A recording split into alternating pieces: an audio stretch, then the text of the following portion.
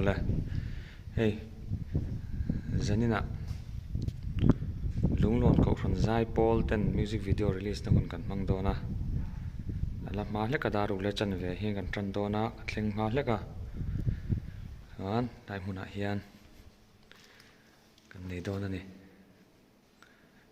Hey. Lunglon a hian KGP bika hian member somsari pakhat tun kum sani somni pali a hian kan ni a member hi kan tam lo le ni hi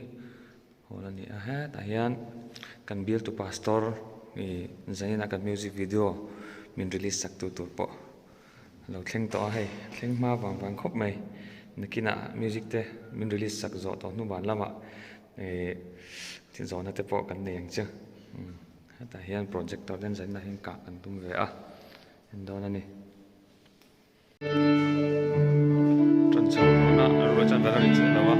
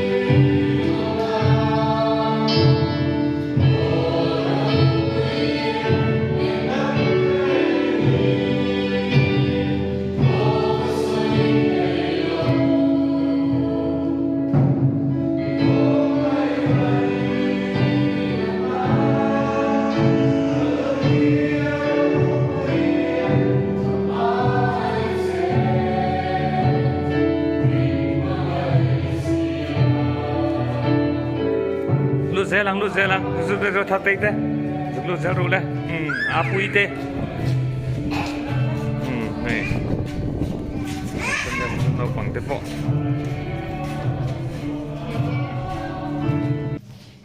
ale dugen san ve lo ri to ka kan te kan chon to mai ma ama sai se ya ni kan lo ka song song te kan da pai so kristan ni che bai ka bu che wa he ka cha che wa ni se na ya ni member thar lo na le music video release na kun che pa bai kan han nei the lo na ni ya kan van nei le ba ya he kum sam ni so te thun so ni member lo te loving tun lam te kan han pan se na ni ya pathian na so na kan san na se le mai kan hun man ta tu ka pu hi kan bua ma kan lo ri din lo the nan ama sabirin member thar lo na le mu ser na sa tu ni budari tu ko ni bajni dar na so ma ato le ya han mal zai na tha ma asai tu re ro chu kan bua bi do la wa it's one secretary report music video secretary ni na jam kha kan na tha ma ni zo ya zai ho ma kan ni ga ma kan pastor kha ni he renal chan da man music video release na hun ka min ne sa chun zo ma chun zo da ma chuan kan bia ti da ni he zai na ni man ten pui the ya pu ar la no mo ya kha thu sui na hun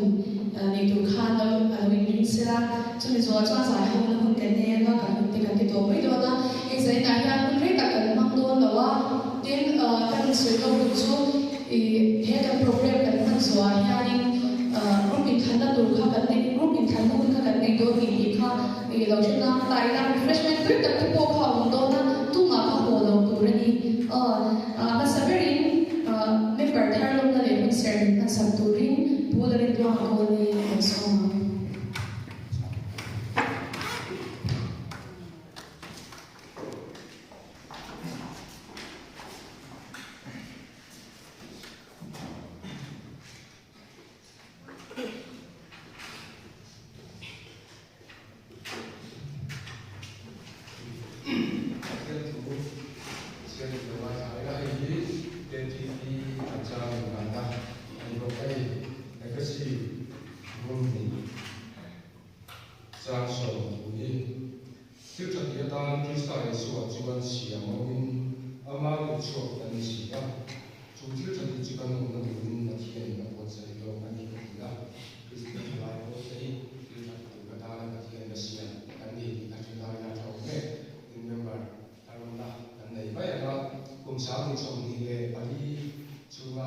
Asian Thalai Forum Branch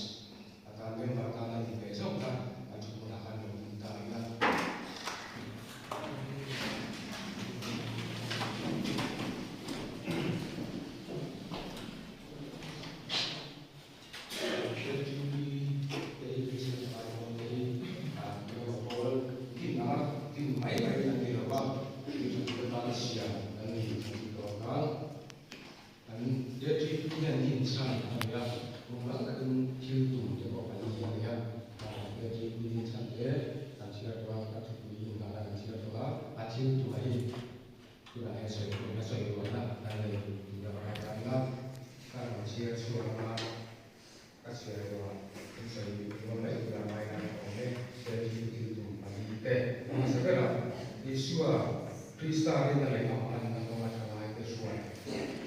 Isua Krista Rinnale Ama Annakunga Chalai Te Shuai Goshan Kutke Nitura Chalai Te Puatsai Goshan Natho Di Witlin Krista Chanjin Chapuanda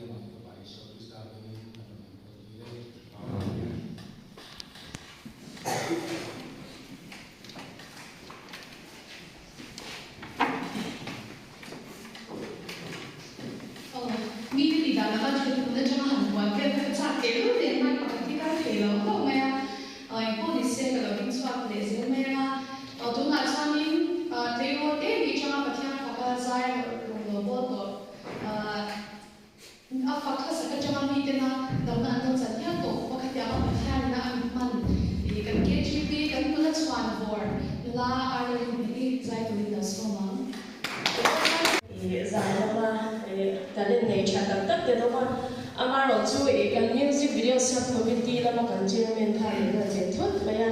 asinya ang zone in asinya ang zone tha ni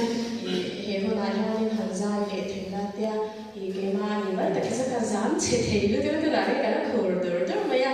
chu ti wa ta asinya ang zone min som ta ro cho ni zan in a na na te a chen chu hi la no bang ve tak tak te kan ni a music video hian tan han release tour hi aro pui tất cả về mà hôm căn ta thì cái mấy đó câu chuyện dài bol hi này thì đầu trang khá là em về năm bậc tin cái GP cái măng hoa không mấy cái măng hoa là mình ngay cảnh lâu nó vẫn rất rất tốt là nên đi ngay sinh nhật rồi có kia cái gì cho nên thì là cho nên cần thêm member cần thêm thế về mà khi muốn bắt đầu đó là phải cho nên income xoayตัวข้างนู้นประคันไกมาที่จริงมีค่ะ income ช่วยตัวหันบางทีจะมีบางอย่างที่บางกันใจแล้วล่ะอันนั้นเนี่ยเราไม่กันไงตัวนั้นเที่ยวเพียงกันใจต้องมาอย่างขยันค่ะนี่พวกแกนั้นมีสาเหตุและเที่ยวต้องค่ะนี่โซฟาไม่กันหันใจเดียวเราปะจนพอเรากันเสียละตัวฉันใจพูดเด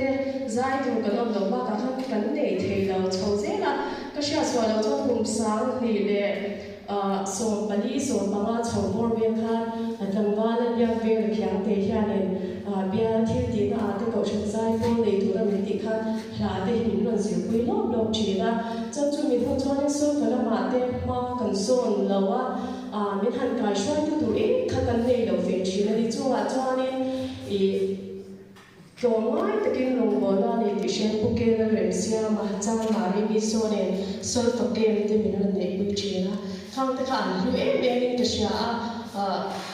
จอจะมีนู่นเรื่องที่อาจารย์พูดเรื่องเสียงภาษาเรากันเกี่ยวกับ member จริงมีฮานามาใช้เป็นไงนะคะนี่หุ่นปุยแต่ละต้องในเทเราฟังค่ะนี่คริสเตียนเราพูดที่เป็นหันเรื่องปุยเวต้องประกันหันใจต้องประจอนประเทศนี้เป็นช่วงเจละกัน member ที่มิวสิกเรามาตุยตั้งเตะหลังว่าตัวแต่เด็กมีผู้หันสวยไม่ละหลังว่าตัวแต่ที่เขาเตะเหมือนเจ้าให้ผู้เฮนรี่เตะใจดังตัวเชื่อเอ็มใจเที่ยวคนดับตัวกันหันในชัวเจ้ากลุ่มสาวนี่เดี๋ยวส่งอะไรที่จงเที่ยวข้างกับหันใจปูกันหันในชาวเที่ยวกลุ่มสาวนี่ส่งในประเด็นนี้มีอาจารย์มิวสิกวิดีโอรีลิสเที่ยวละคนกันหันมองเที่ยวอันนู้นเอ็มมาจุดใจตัวงานนี่นะตั้งแต่ก็เชื่อเราเด็กพวกเราองเที่ยวสวยนะคนเริ่มจำเที่ยวเรามากันสวยมาสายเสียจังใจนี่นะเฮียนี่โอ้อิสุติข้ากันสังอ่ะเฮียมีที่ก็สัญชาติเวทีนี่มันก็เชื่อแล้วว่าเฮียหาที่ก็ว่ากันส่วนนั้นจะว่าถ้าเราเพียงชอบภาษีนั้นจะรวยยันอารมณ์ผ่าชอบครั้งนี้อ่ะกันแสดงอย่างประเทศเราเป็นไง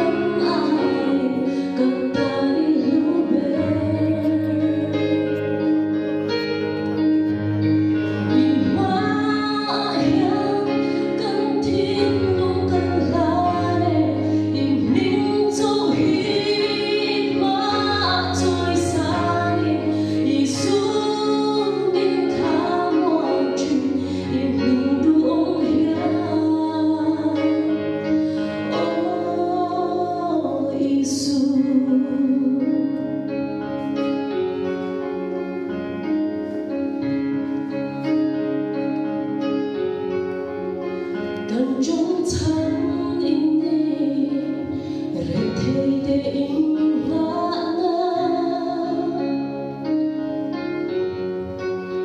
cần bị say in đi gấm lâu để khá ngoan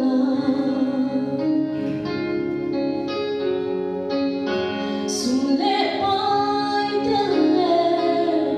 qua biết thiên đàng sông tiền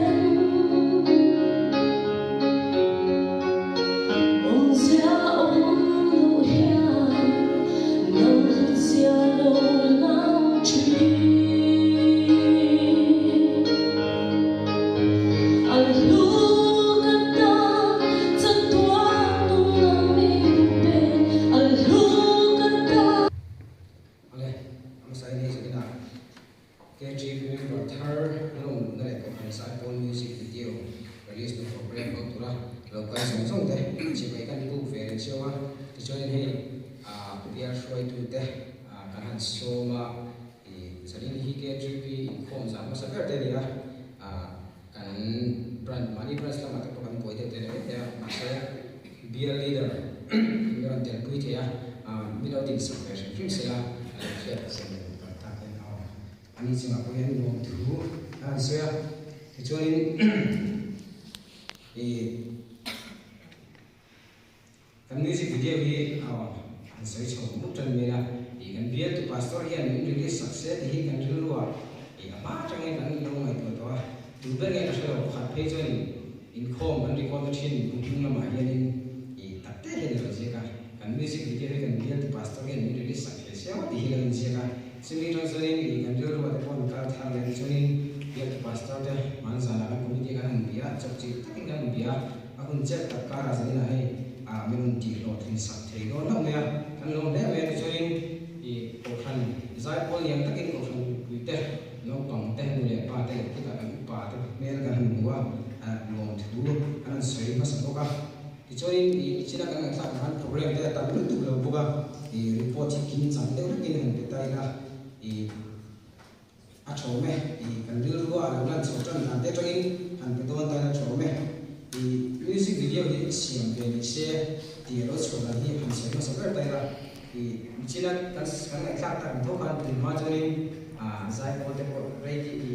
radio wa antenna te ka ti han ko so kan vai zai chom ve me mi chin kan ya chu tiang ve kan ga chani ne ma se te zara ko son zai ko te kan lo in chho ve kan lo zai chho ve atang hian tun ding mun kan thing hian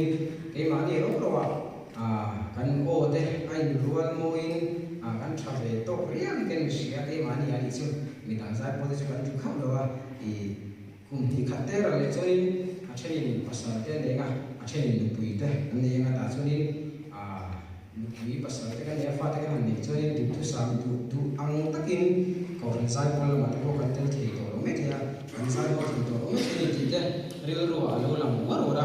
chumi te ni bang chunin kum sam ni sam ni pathum ni kuma khanin project a music video siam le mu tin kan han ta ta ro me ya ta chon budget a hian che sim kan na sun no ya ti choin eng sa nge kan siam nga tin nge ni yang ya kan han to branch committee kan pang khan ti chonin sub committee hi itin ve to me la ti chonin sub committee kan hoi na ta se tin ro na kan siama ti chon sub committee ti chonin ma nu zuya la te han song ko la chan ma ri la ma ni china i mulama mi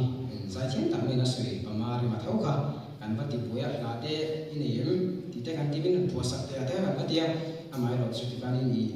a khan ni sa ta kan en ko la chon ba chi sang pali panga vel i music video sub committee na pa so kan han thang chu ka ti chuan chui pali panga vel atang chuin committee a an thlen ga ti kan in committee khanin i tu kan sang ta ti chuanin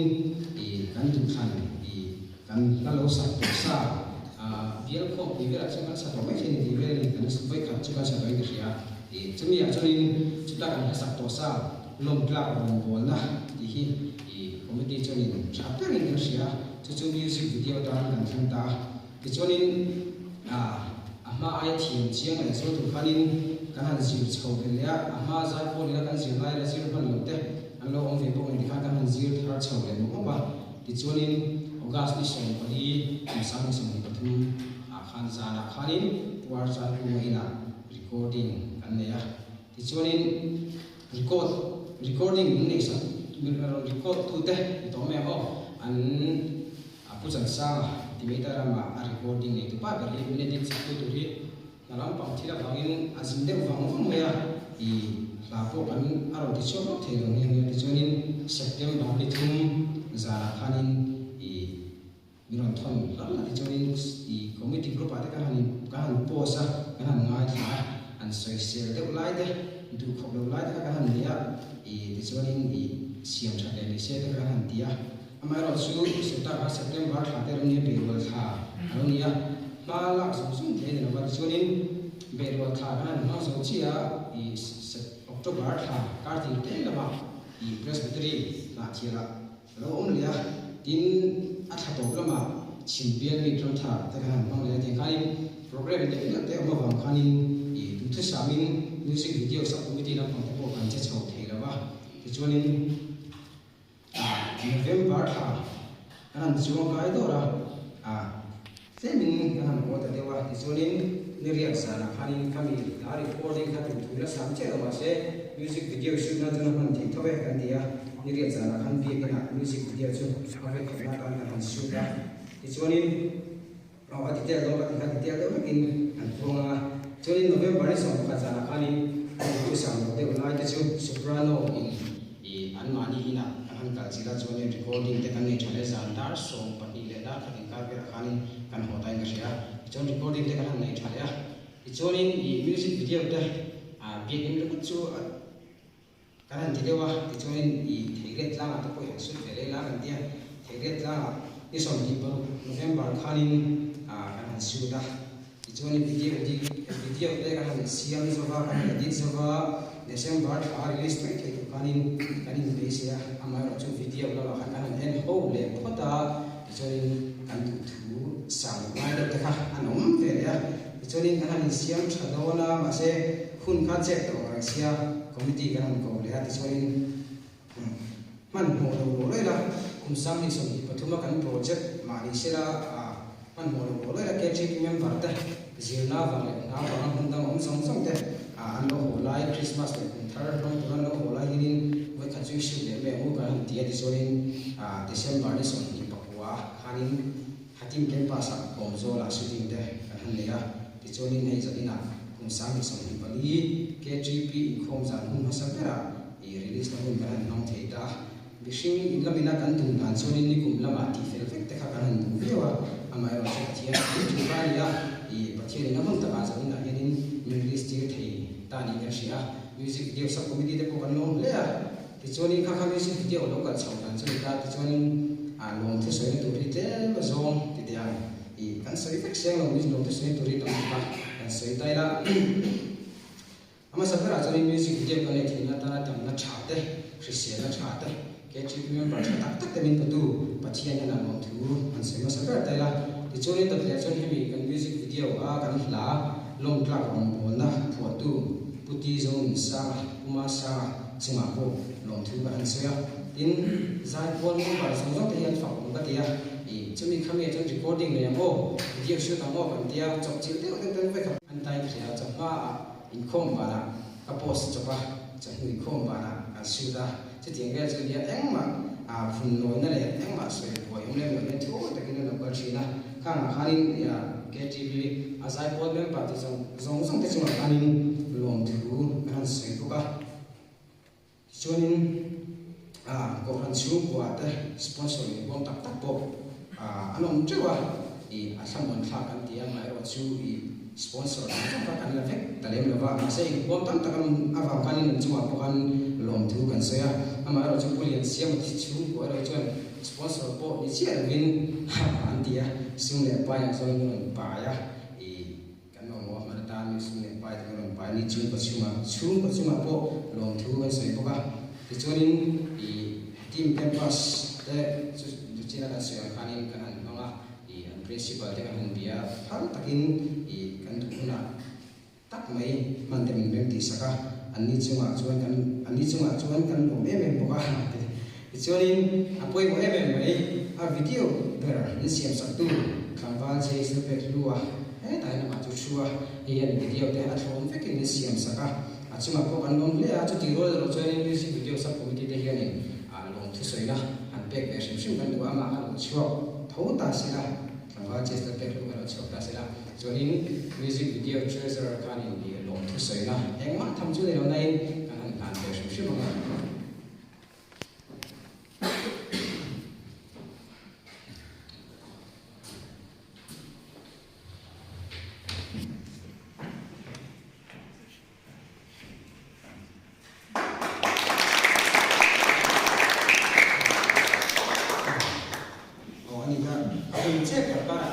Christmas da bin kharin dar bela present sana tu tem na jadi jun chuan ni ani dupuna to ka sha tong ba ti pon a ro siam kan the zera sana tu lai so ko ma sana tu ko akan sia dia ni de kan sia chama han du na sai le ko ba kha kha report kan le the chu ni ta sila chana to pe na ta zo ni lom tu sai to tam ta kan ne ti kan ringa I kha kan soi pai ta zong zong ke chama ko hani a hol se ni lom tu kan sai ni kha kan sai ye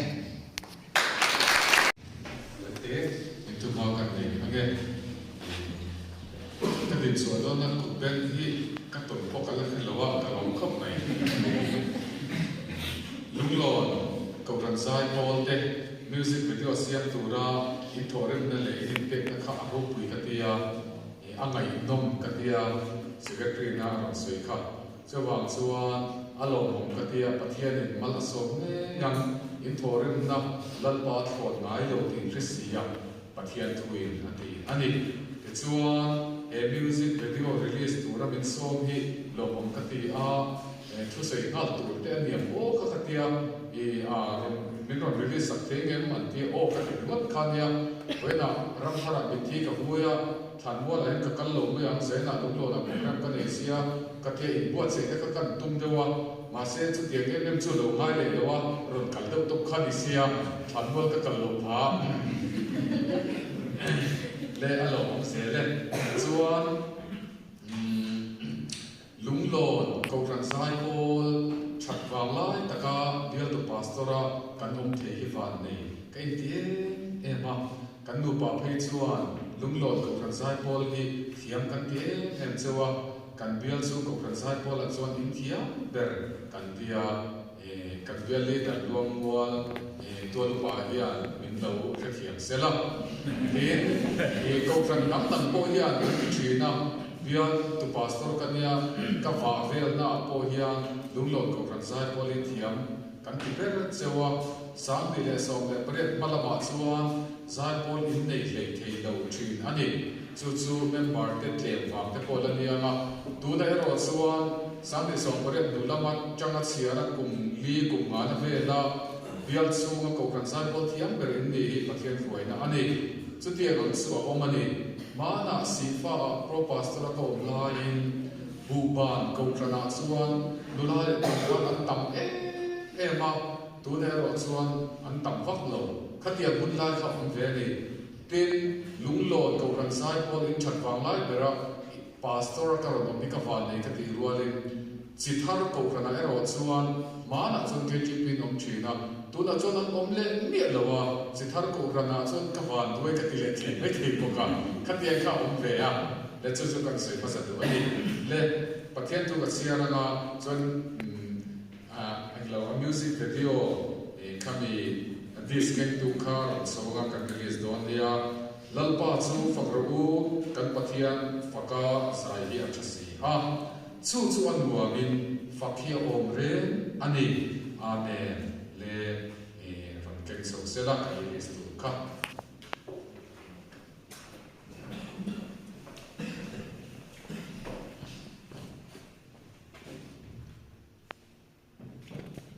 lunglon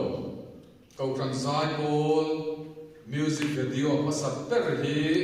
pathian ro puinan kan lalpa isua krista mingen kan release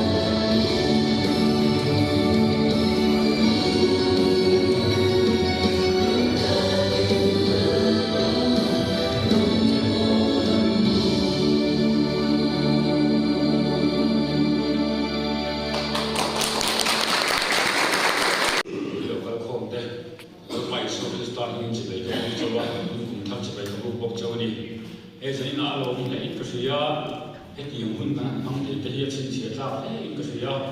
thì điều suy tu tên tu số mà lòng cái gì đó nếu sự điều việc tu lại in tiềnนั่นเองin thuaนั่นเองให้ชาติลงcái gì đó lòng quý cái gì đó sẽ ngay hiện chung lòng tuกันสุดตัวin abial ตกหนังเลยประเทศที่ยังคนบุ้งทันกันได้cái gì đó lòng cái gì đóมาโซนเราก็ตัดกันหูที่lòng cái gì đóนี่inใส่ในhiệnกันสุดตัวผู้นั้นถูกตัวที่กันสุดตัวจะเป็นไงชาติรวมทานเกิดที่เดียกันลงบนนี้โอ้แต่เป็นที่เรามาลงกันหัวหน้าอันหลงที่เป็นเสียทางแหวนเป็นหมดเลยก็เสียเกิดที่เดียเฮียนี่ที่โตปารบอลจะคุยกันเราเข้าเตะอันนี้ส่งตัวให้ที่จัดตัวนั้นกันในที่นั้นดูแลกันกายโดนกันเลยโดนนั่นนี่ที่สุดท้ายแล้วเป็นหมดเลยก็เสียจู่ว่าเองลงกันบนแล้วก็มาฮัสสัตกันโตชินังสูงกว่าเต็มมาละแต่ก็ฮัสสัตกันโตชินังช่วงส่งสมัครส่วนนี้ปะเทียนอินทัตตาปะเทียนอินทัตตาที่โตชัวลงบัวและกงสังสมัครเป็นเสร็จลินสิ่งนั้นเราต้องคนส่งแต่เป็นส่วนนี้รู้ไหมกันบางไม่คือประคันกันติเลยแล้วมาอีโฟนกิ้งกันสว่างกันโฟนเขาอินหันพอร์ลบกีฬาหันพอร์สับสับอย่างนู้นเลยที่กันติลบโดนKGP को पाले PCI को पाखानिन kan music video kha alin kha lo da ania o MDM channel a khanin zaina kan release wa khanin MDM YouTube channel a khan da ania chu chu to na hianin kan view do ni di rin ther chu ma lo ma se view kan view shim shim do na chu chu group of ren chang lo te helang na lo kan si ti po kha lo share ta mai ila kan mu che web le o ba link kan lo da kha PCI ko pale KGP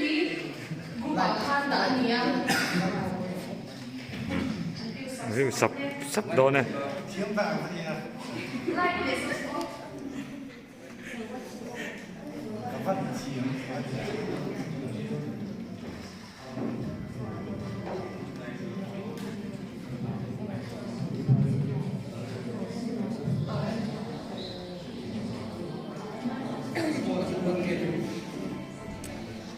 asam ka chulo view free de win dei la nakina uluk de win kan na chun so ma tu na me ka chu a view ki tam tu tu ram chau kha la ni ta ni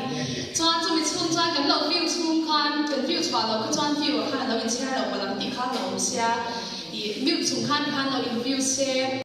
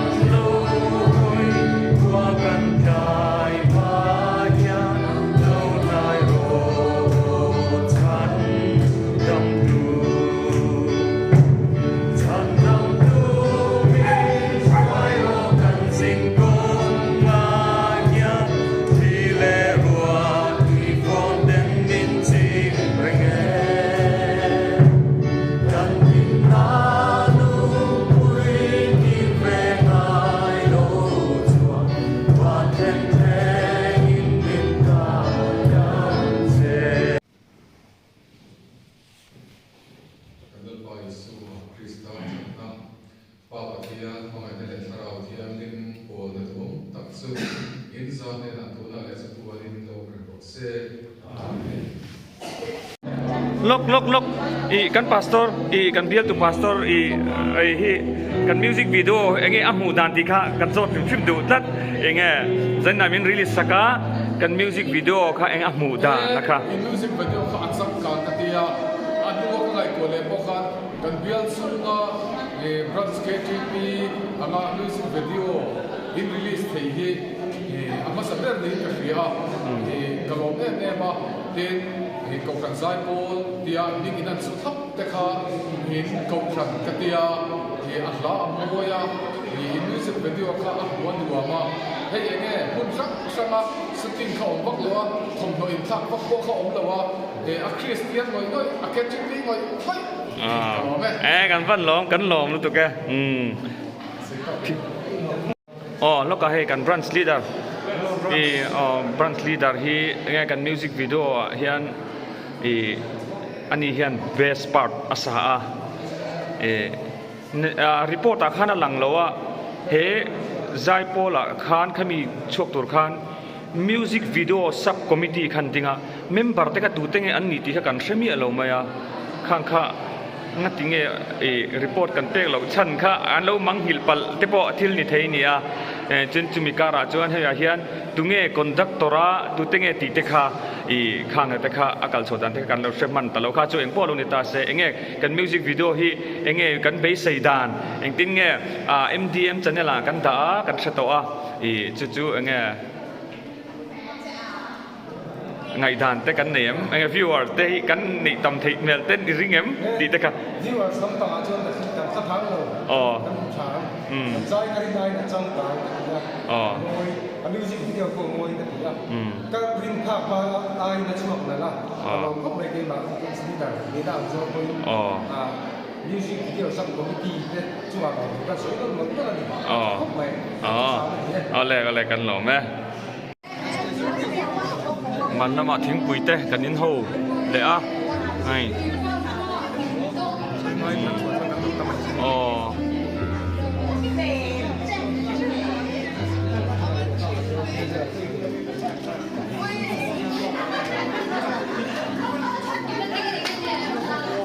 kan videographer ania ma hi kan thret tan chuan khen lung tu ma jai spec ka lung non chu kan van nei đó là chú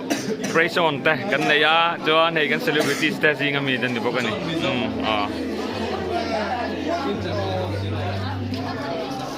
kalang galo ke juga lo kalang tengah kecil apa kata lang foto apa kata lang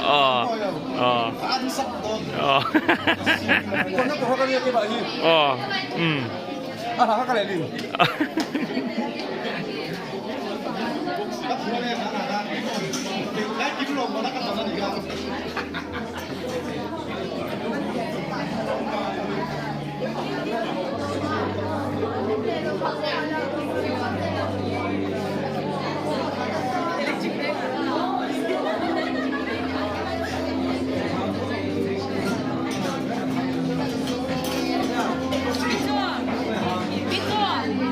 Zanina kan solo iskania zena kan asinia rangzong ati takachu asoi fam kim le si lawa khlai taka khalom kan lu ni ti te kan soi te kha asoi tel lawa adu tok ma lu tuka zena mula mo takin min saksa kan lom le ma ya he